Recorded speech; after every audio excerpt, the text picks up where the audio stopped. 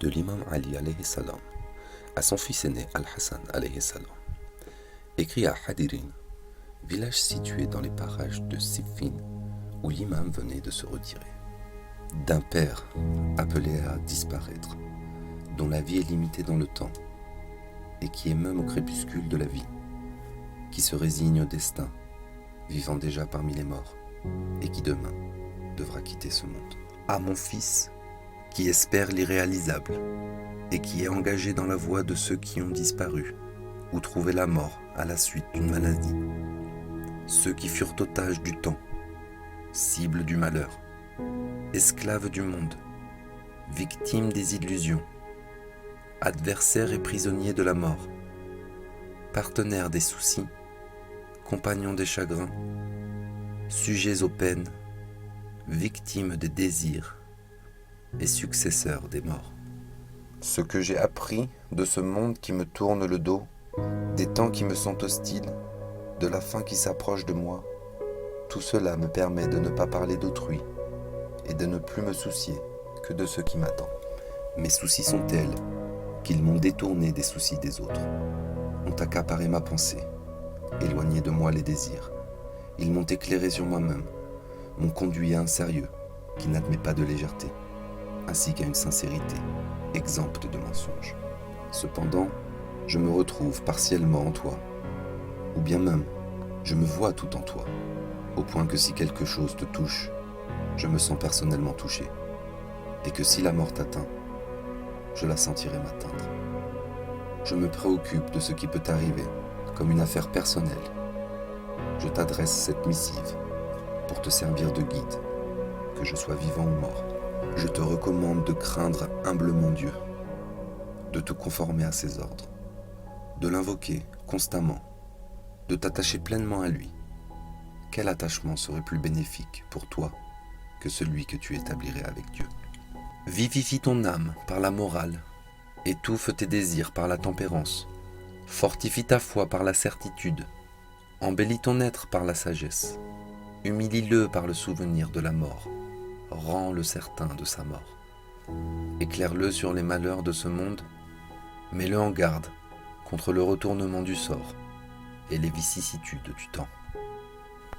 Expose-lui les raisons du passé et rappelle-lui ce qui est arrivé aux générations passées. Circule dans leurs demeures et vestiges. Observe ce que les peuples d'antan ont fait, les raisons de leur disparition, ce qu'ils sont devenus et où ils reposent. Tu remarqueras qu'ils se sont séparés de leurs amis et que dans peu de temps, tu seras parmi eux. Sois toujours noble de sentiments. Ne troque pas l'autre monde contre celui-ci. Évite de parler de ce que tu ignores, d'opiner sur ce dont tu n'es pas chargé. Évite de prendre une décision si tu en crains les conséquences, car il vaut mieux s'abstenir dans les cas douteux que de s'engager aveuglément. Ordonne le bien, et tu seras parmi les hommes de bien. Combat l'injustice par la parole et par les actes. Évite par ton action les injustices et mène au service de Dieu un combat réel. Qu'aucune critique ne t'arrête. Lorsqu'il s'agit des ordres de Dieu, affronte les difficultés s'il le faut pour servir la vérité. Approfondis tes connaissances en matière de religion. Accoutume ton âme à l'endurance devant l'adversité, car l'une des plus belles qualités est la perspicacité au service de la vérité. Confie tout ce qui te concerne à ton Dieu. Tu le remettras ainsi à un protecteur puissant et inaccessible. Ne mets tes espoirs qu'en Dieu, car il est le seul à pouvoir donner et retirer. Réfléchis profondément aux diverses décisions avant d'agir. Comprends bien mes recommandations et ne les néglige pas. Les meilleures paroles sont celles qui servent. Sache qu'il n'y a rien à attendre des connaissances inutiles et qu'on ne tire aucun bien d'un savoir qui ne vaut pas la peine d'être acquis. Ô cher fils, lorsque je me suis aperçu que j'avançais en âge, que mes forces déclinaient petit à petit, j'ai entrepris de t'envoyer ces conseils, de te donner le fond de mes pensées, avant que la mort ne me surprenne, que mon esprit ne s'affaiblisse comme s'affaiblit mon corps. J'ai voulu par là m'empresser de te prémunir contre l'empire des passions et les séductions du monde, afin de te faire profiter de mon expérience. Autrement, tu seras comme un coursier sauvage, L'esprit du jeune homme est comme une terre vierge qui accepte toute semence. Je me hâte de t'éclairer avant que ton cœur ne se ferme, que ton esprit ne soit pris, pour que tu accueilles l'expérience des sages et que tu en profites. Tu auras ainsi acquis provision de savoir et tu te seras épargné les expériences vécues. Tu profiteras des leçons que nous avons tirées de nos épreuves et ce qui était pour nous plus ou moins obscur deviendra clair pour toi. Ô mon fils, bien que je n'ai pas atteint l'âge de ceux qui m'ont précédé, j'ai néanmoins étudié leurs actes, médité leurs histoires et suivi leurs traces jusqu'à devenir comme l'un d'eux. Je dirai plus, j'ai l'impression d'avoir vécu la vie de chacun d'eux, du premier au dernier. Je sais distinguer ainsi ce qui est pur de ce qui est impur, ce qui est bénéfique de ce qui est maléfique. Je te résume de toute chose ce qui en est bon et beau et j'éloigne de toi ce qui est inconnu. J'ai tenu compte de ce qui me concerne en tant que père compatissant et j'ai décidé pour ton éducation, alors que tu fais tes premiers pas dans la vie et que tu affrontes le destin, afin que tu sois un être aux intentions saines, d'une âme pure. Je commence ainsi par t'enseigner et t'interpréter le livre de Dieu, gloire à Dieu. T'apprendre ce qui est conforme à la loi divine, ce qui est licite et ce qui ne l'est pas. Je n'ai pas voulu t'apprendre autre chose. Je crains pour toi que tu ne sois induit en erreur, par ce qui a été cause de désaccord entre certains, au sujet duquel chacun suivait ses propres sentiments ou opinions.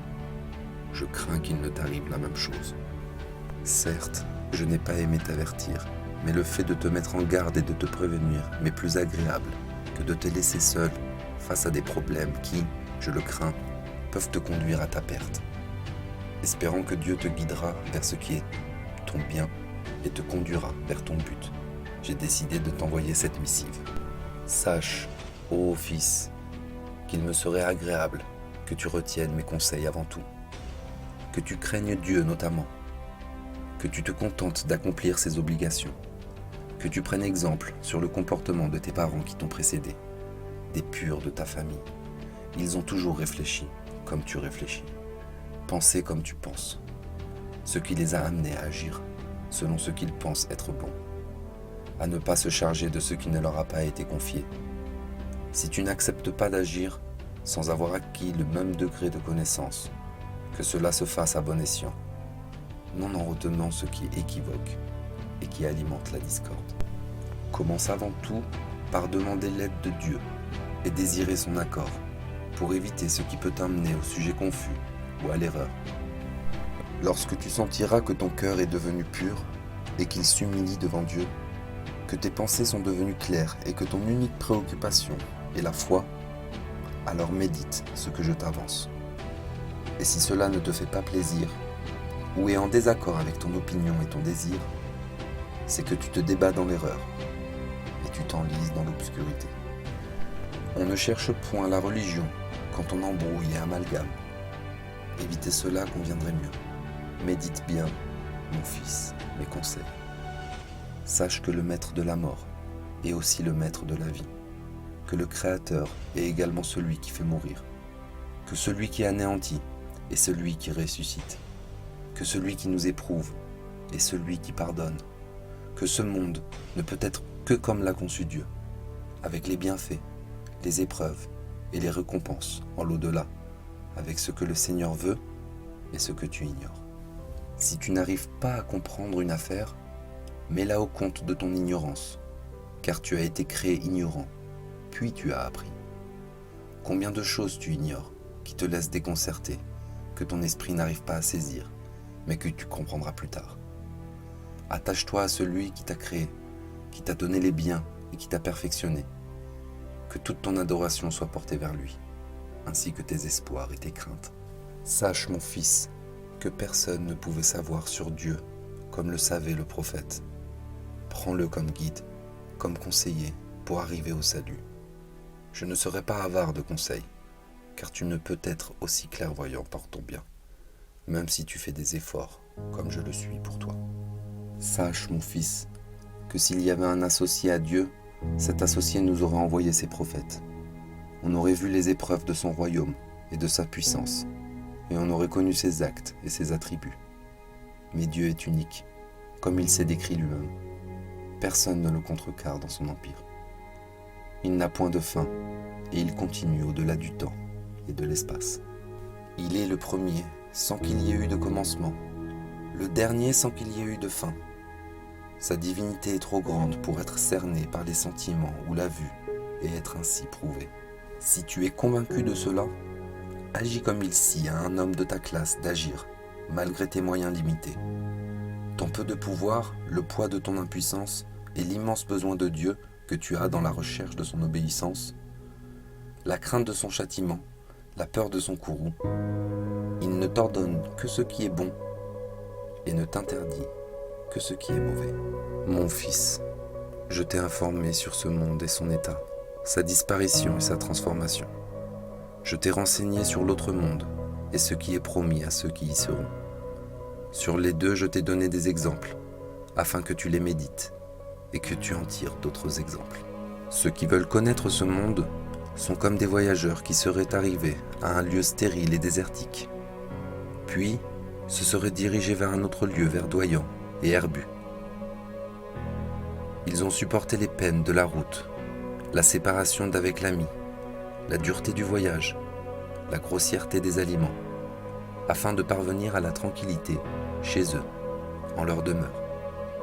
Ils n'ont plus alors à subir des souffrances, et les efforts fournis leur paraissent dérisoires. Rien n'est aussi agréable pour eux que d'être chez eux et d'être proches des leurs.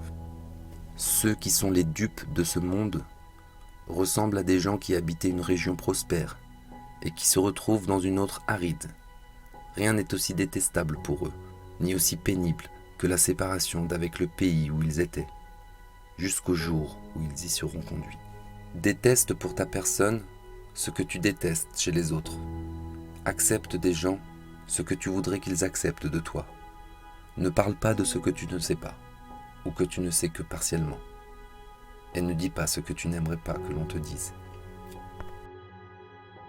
Apprends que la vanité fausse le jugement et égare les esprits. Que ton activité soit pour te rapprocher de Dieu. Ne thésaurise pas l'argent pour tes héritiers.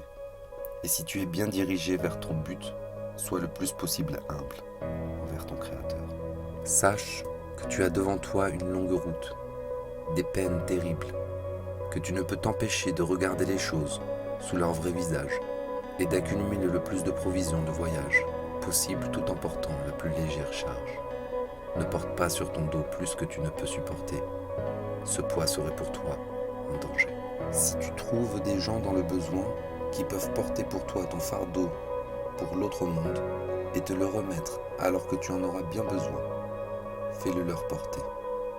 Donne-leur le plus possible, tant que tu es en mesure de le faire. Il se peut qu'un jour, tu ne les trouves pas. Saisis l'occasion de donner à qui te le demande, tant que tu es riche. Tu retrouveras ceci à un moment difficile.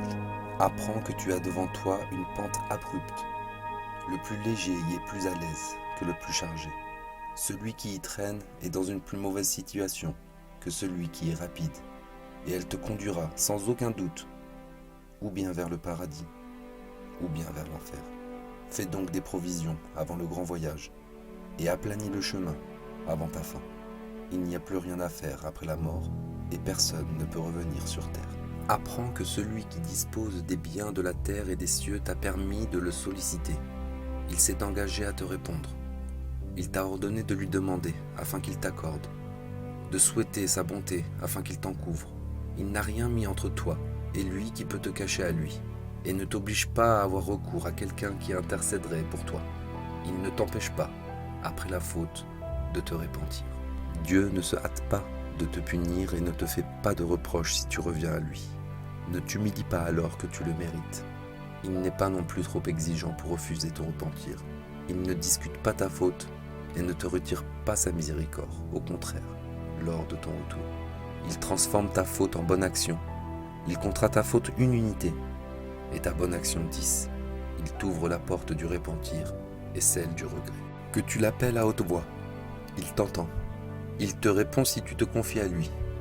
Révèle-lui tes besoins, décris-lui ton état, expose-lui tes griefs, implore son secours et prie-le de t'ouvrir les trésors de son immense bonté, que nul autre que lui ne peut offrir, soit pour allonger la vie, soit pour avoir un corps sain, soit pour avoir une aisance matérielle. Dieu mit les clés de ces trésors entre tes mains pour te permettre d'en user dans la mesure de tes besoins. À tout moment, tu peux les utiliser par la prière et ainsi ouvrir les portes de sa grâce, faire pleuvoir sa bonté. Ne désespère pas quand la réponse se fait attendre. Le don est selon le degré de la foi. Il se peut que la réponse tarde à te parvenir. Ceci afin que la demande devienne plus importante et plus vaste.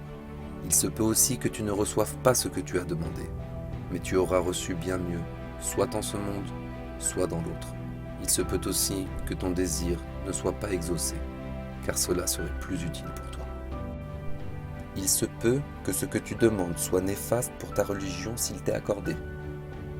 Ne demande donc que ce qui peut te faire préserver la bonté de Dieu et t'éviter ses désagréments. Sache que tu es créé pour l'autre monde, non pour celui-ci, pour la disparition, non pour l'éternité. Tu es un passager qui n'est pas à demeure, mais en voyage pour l'autre monde. Tu es la proie de la mort devant laquelle toute fuite est inutile. Elle finit toujours par se saisir du fugitif. Fais en sorte que tu ne sois pas surpris par la mort, alors que tu étais en état de péché dont tu te promettais de te repentir. Elle se mettra entre toi et la pénitence, et tu t'attireras alors le châtiment.